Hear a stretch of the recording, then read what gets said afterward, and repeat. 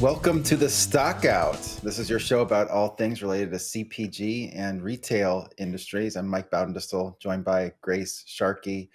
And today we're going to be talking about some pressures on the consumer. Seems like that's a regular topic. We're talking about some environmental issues, including the CPG's companies' push to reduce water and wastewater in their supply chains. And then we're going to talk a little bit about the freight market, like we typically do. But before we do that, if anyone has not already signed up for the Stockout newsletter and would like to be, you can do that by going to www.freightwaves.com/the Stockout, or go to freightwaves.com. Up at the top, under newsletters, it's going to be the first one under supply chains, and be in your inbox every Wednesday or Thursday, typically, talking about just kind of whatever I think is interesting in the CPG world. Always throw in there some sonar charts to give you a little bit of what's happening in the freight world, and link to the articles that I think were the most important if I was a CPG or retail shipper. But today, Grace, you found some articles I thought were interesting related to the CPG companies. Sort of one of the pressures they're under is all these environmental issues. So what can you tell us about their push to reduce water consumption? Yeah, well, to kind of give an overview of exactly the problem that we're going to be touching on, which is water neutrality. So, what that means definition wise is that you are looking for ways to reduce the amount of water that you're currently using in your operations, while also encouraging positive actions towards the various communities to basically leave what you have taken. So, it's a kind of a broad topic or broad subject, which when we get into a lot of these sustainability issues, they tend to be. But I think we'll see a change to that here in a second. But to dive into it for people, last week, I believe it was last week, maybe in the beginning of the week, PepsiCo had come out saying that they were looking to hit net water positive by 2030, which really is kind of this neutrality aspect that we're just kind of going over. And again, that would, in this situation, they're looking to actually help improve and give back more water than they're actually using today. And clearly, in the beverage side of things, when you look at pop and juices, things of that nature, pop alone, cola in particular, uses about 90% water to make. So they're clearly using it. But once you get into snacks and different food items as well, and you get into other food and beverage companies out there too, you start to see a lot more water being used among their suppliers in order to, of course, achieve the goal that they have with snacks in particular. To kind of give like an overview of like what this kind of like these areas or different supplies might look like. For example, I was looking this up earlier. Cheese actually uses 2,500 liters of water for just one for 500 grams of cheese. So imagine, yeah, isn't that insane? I saw that, I was like, well, I love cheese, but maybe one day I won't have cheese. So to kind of give you a view, this is what Pepsi is really aimed at. And so they're working with their local community suppliers to really start gaining efficiencies on their water usage. I think that's the big part, is how are we internally using water in our operations? How can we bring that down? They've done a really great job in other countries so far. In India, they use mostly water vapor. They reuse water vapor to cut down on their complete water draws. And then in Mexico, they've cut water demand by 70% over the last 2 years, and they're working on the same goal at their Brazil facilities too. So since 2015, they've increased water use efficiency by 22%.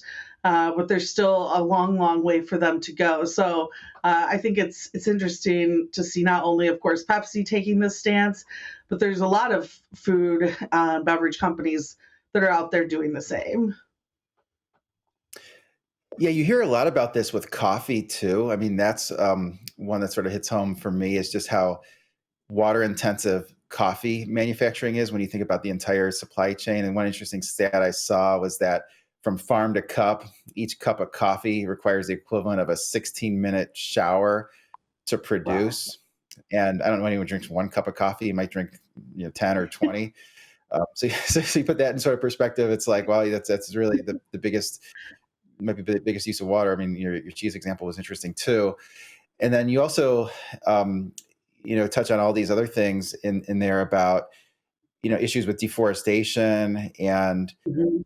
really so many just different parts of the supply chain that there's just lots of different, crops that, at various parts of the supply chain can cause all sorts of issues in a lot of these developing countries as well. And, so many of these crops are grown in countries that are poor, and Mhm. you try to want to protect the water and make sure there's enough water for the local economies there. I mean, one question I have is, I know for carbon, when companies say they want to be carbon neutral, usually they're buying some credits, which I guess the credits go towards planting trees to offset what they're using or what they're emitting on the carbon side. Does water work similar to that when they say they're net water positive? I think they're going to have to do a lot more work to showcase the water aspect of things. I mean, personally, I still have 1,000 questions when it comes to the carbon equivalents with a lot of those credits as well, and I think most industries do. The water side, I think, is you're gonna see a lot more action behind it. So to kind of give you an idea of like how this would work, and this is for any industry looking to work on their water neutrality.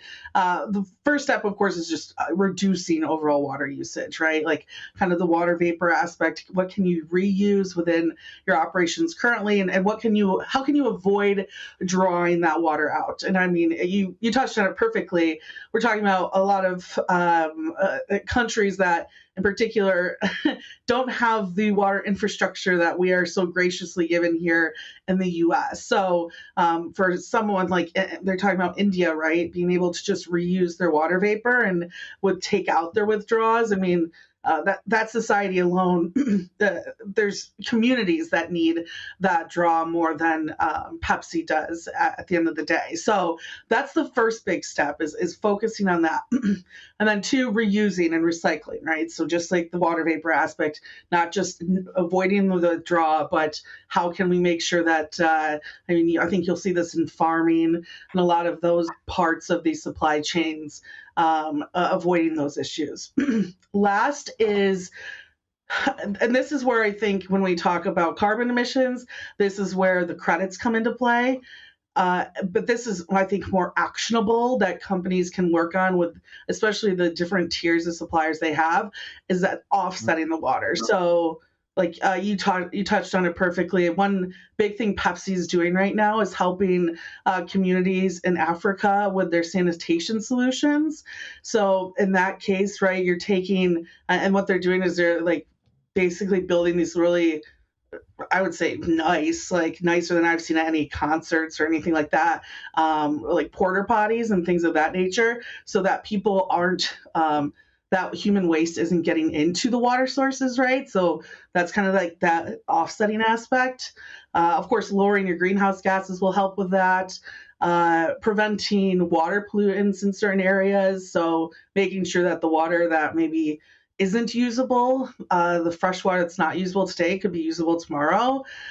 Deforestation is another one. What was the other one? Oh, livestock grazing, or also like the fisheries that use all the water to like farm, I guess you could say, fish. Avoiding those types of operations or limiting those as well can offset. So I think you're, like I said, Pepsi actually has, if you go to their Pepsi Foundation website, they have a 6-part series right now where they showcase a number of like those sanitation solutions and more of these offsetting give backs that they're doing throughout the world. And that, I think, we're going to see more action compared to just like if you have a private plane buying carbon credits and calling it a day. Mhm. Yeah, I think all those things are important. There were also some really interesting comments I saw from the Unilever new CEO, and he was talking about how the sort of these quote aspirational climate commitments had failed to deliver the shareholder value. So not necessarily taking those away, but saying that these long-term goals don't really have the impact. Like you say, we're going to be carbon neutral by 2035 or something. Well, that's great. It doesn't spur everyone into action next week, right? Yeah. So, he wants to have this more, short-term goals that deliver more tangible results. You throw out a really long-term, date like that, people say, well, I'm going to be, some people say I'm be retired by then, or I'll be, working someplace else by then. So I don't really have to do anything. So I thought that was interesting. And then another part of that comment was he wants to empower the division leaders to, for how they can take carbon out of their own supply chains, which maybe that's a better approach than a company in the C-suite saying, I think we should take 50% of the carbon out of our supply chain. Well, it's the people in the divisions who have some, idea of how much they can take out of their individual product line. So I think a lot of these things should maybe be bottoms up rather than top down. Yeah, I think next year and even into like 2025, I'm really interested in some of like the technology that starts to come out, maybe even an investment in this space that allows people to like really capture these numbers too and like authenticate it, like truly authenticate these numbers. Because I think there's just so many questions out there of like, do I buy these credits and are they actually like, what does that mean? Like, what is that? Where is that actually going? Right. And even down to some of the initiatives where it's like planting trees and stuff like that. Like, I think people are going to want the actual truth and the numbers behind that, because I think that you're 100% right. Even I mean, I've worked for a long time for Clean Water Action and Sierra Club. Like, there's times where you want to really dive deep into these studies and see what that true outcome is. And I think I get excited over the next couple of years because you're right. A lot of these timelines are very some of them are long, but like some of the 2030 ones, like that's not that far away. And asking some of these suppliers and like farmers in particular to like change the ways that they're doing things in order to truly showcase the real value of it, like that's going to take a lot of time. And so I think sometimes I see 2030, I'm like, well, that's forever. But then again, pandemic was almost 3 years ago now, and it still doesn't feel like that. So we'll see exactly. But I think there needs to be a really more, a lot of things needs to be more defined and captured better so that people can actually see the true outcome of it. Yeah, it really needs to be audited. Otherwise, the companies that are claiming that they're green are just going to get charged with greenwashing. I want to move on to the next Exactly. topic, which I think is an interesting one, is consumers seem to be more and more focused on ultra processed foods, and there's been a steady stream of articles in trade rags. I think they've sort of gravitated from the trade rags to mainstream press. Last week there was a Wall Street Journal article, it's basically a how-to guide to see if the food you're eating is ultra processed, because lots of foods are either ultra processed and there's a version of it that's not ultra processed. It's hard to tell without looking at the list of ingredients. Still not always clear, but basically, it's like these difficult to pronounce ingredients are the ones that are generally related to ultra processed foods, and they've increased in the amount of calories that the average person's consuming. It was about 54% in 2001. Now it's 57% in 2018, particularly high in the developed world, rising in other parts of the globe that are more developing. And sort of the case against these ultra processed foods is that it's not really food, it's this industrial substance that is edible. It's related to a lot of medical issues, and not just cosmetic issues like gaining weight. I mean, it's things like depression, contribute to cancer, contribute to gastrointestinal things. I mean, all these things that just really could reduce your quality of life, and reduce your longevity. And it does say, eating ultra processed foods, some studies say it causes eating another 500, 600 calories a day. So the equivalent of running, I don't know, 4 or 5 miles a day. And the food industry says, well, these definitions don't make sense, that they're not clearly defined, kind of like that last topic, that there's not really a clear definition of what's ultra processed, what's not ultra processed. They say that these type of foods, there's a lot of benefits to them because they're convenient, they're affordable, but really this sort of goes right to a lot of what the CPG industry is these packaged foods that we all sort of eat to some extent. And, a lot of them, I think people know what is healthy for them, what's not healthy for them, but if there's a big, push to, go away from them, I mean, it could be, I think, a risk to the industry. What do you think? I go back and forth because I think the nutritional value is clearly not there. You see this in like food desert areas where families, are buying most of their meals at dollar stores or convenience stores, right? And that's where a lot of those type of foods are located. And clearly, the nutrition value isn't seen in those groups as others that are where grocery stores are and can get fresh food. I also like wonder sometimes um, the other side of it, which is I think a lot of this processed food in particular helps against waste, right? Like how long these products can sit on a shelf and actually be attainable.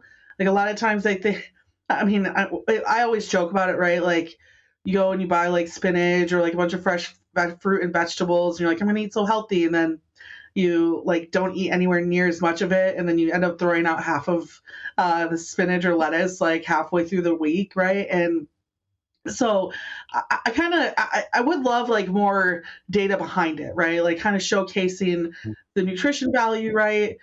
Which again could also be improved with just better stores in some neighborhoods and areas. But a big part of it, I think, again, is how long do we want this stuff to sit on our shelves? How frequently do we want to be going to the grocery store? And at some point, are we just going kind of back to like our neighborhood, like farmers market, like situation where, I mean, that's going to be an insane competitor to a lot of these processors. So I'm not going to sit. I eat these processed foods all the time. I know it's definitely not been great for my health when it comes to trans fat and sugar intake and salt intake alone. That's why it's nice that a lot of them do offer kind of like these low fat or non fat or, diet Cokes and all this stuff, right? But the other side of me that I kind of wag my finger at those who are really against these foods is, there's a lot of families that this is the only thing they have available, and the amount of waste that we would have without them would be, I think, insane. So, and talk about the water usage, right? Now we're like going back into that conversation as well. So I go back and forth. I agree with you though. I think it needs a little bit more data behind it to showcase all these different areas that it does maybe hurt but also improves.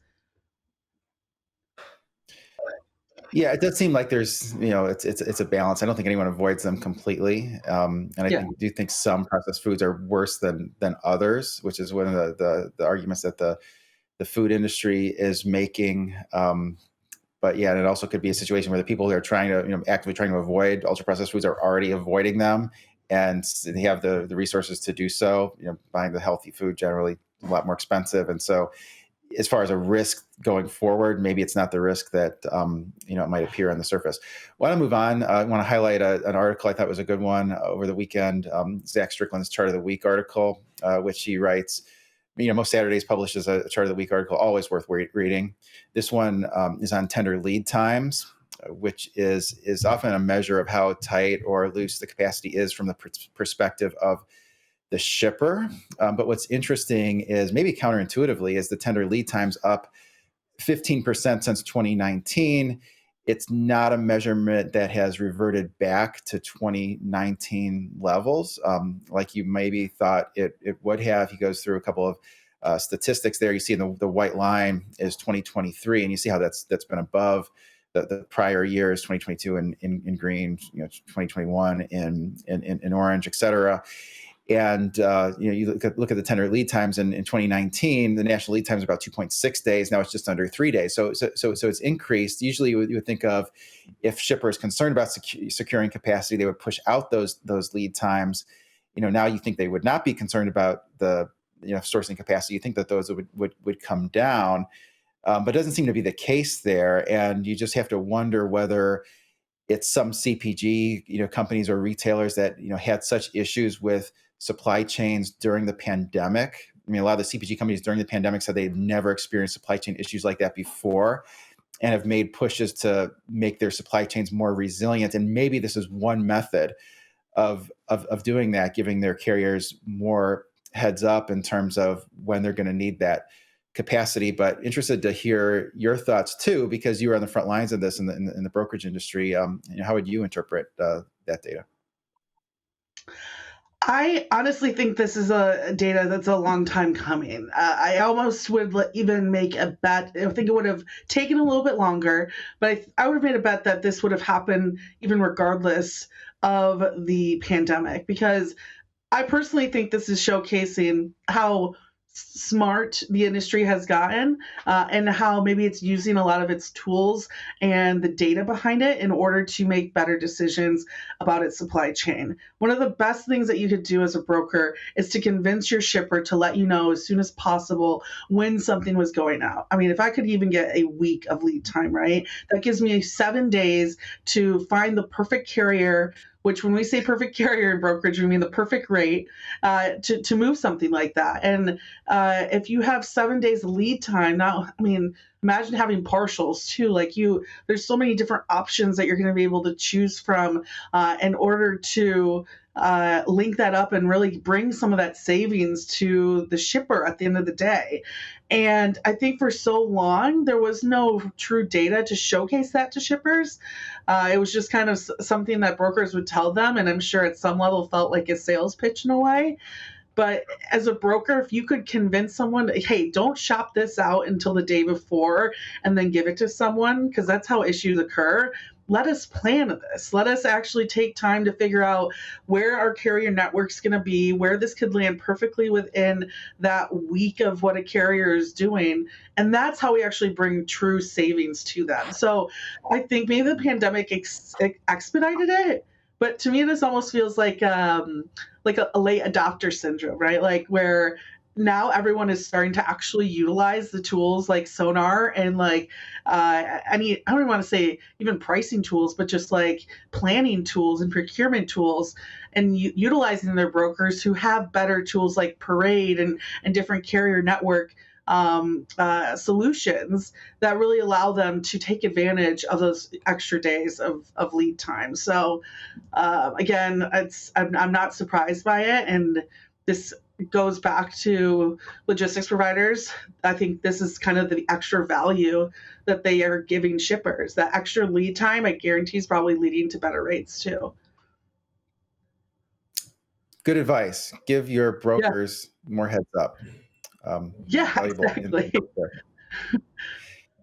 Yeah, want to move on to the next story. I thought it was interesting. There was a CNBC article this morning that showed more Americans borrowing from their 401k. Now we've seen so many examples of as sort of evidence that Americans are under distress. I mean, you see this with the record credit card balances that are over $1 trillion.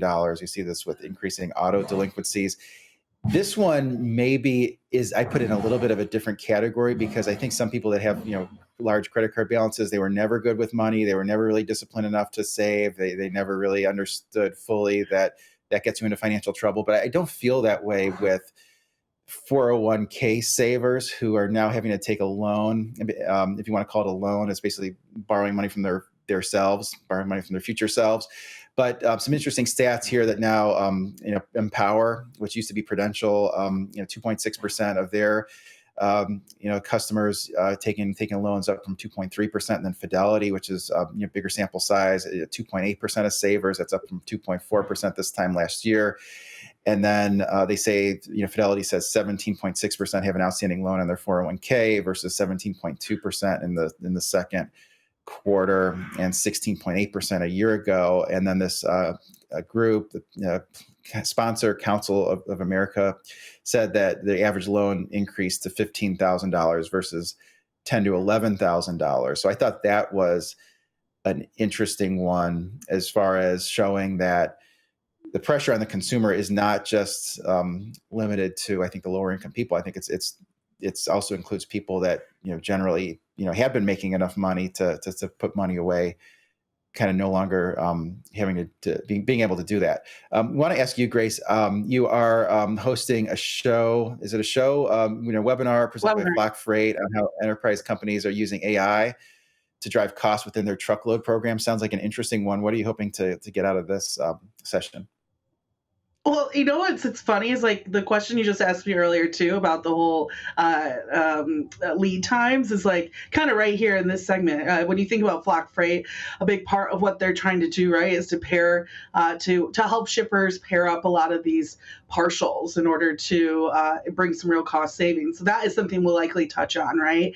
Is using AI and a lot of the tools that they have in house, right, to of course bring some of those costs down. We're going to be talking about a lot of different areas, though, even outside of what just Flock Freight is doing on a daily basis.